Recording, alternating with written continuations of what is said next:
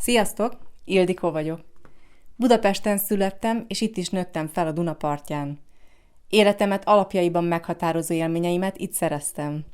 A Dunai szél illata, a kivilágított város fényei, a paprikás csirke, a palacsinta íze, ezek mind felejthetetlenek számomra.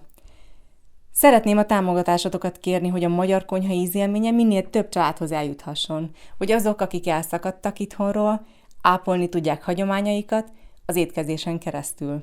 És hogy tovább is tudjuk adni azokat a tradíciókat, amelyekre igazán büszkék lehetünk, hogy ne csak emlék, hanem élő, jelen idejű élmény legyen a hagyományos magyar konyha.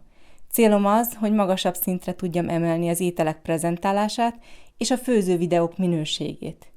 Szeretnék kiadni egy szakácskönyvet, amiben a recepteken és a kész étel fotóján kívül szerepelni fog a főzés menete is. A nyomtatási díjon felül a professzionális fotók elkészítését és a könyv megszerkesztését is ki kell fizetni, ami nélkületek nem valósulhat meg.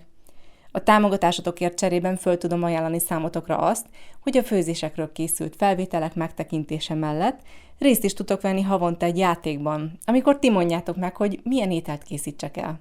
Azoknak a mentoroknak, akik nagyobb összeggel támogatnak, föl tudom ajánlani, hogy a nevük föl lesz tüntetve a könyvben, ami kiadásra fog kerülni, és természetesen a könyvből el fogunk juttatni részletekre egy-egy példányt.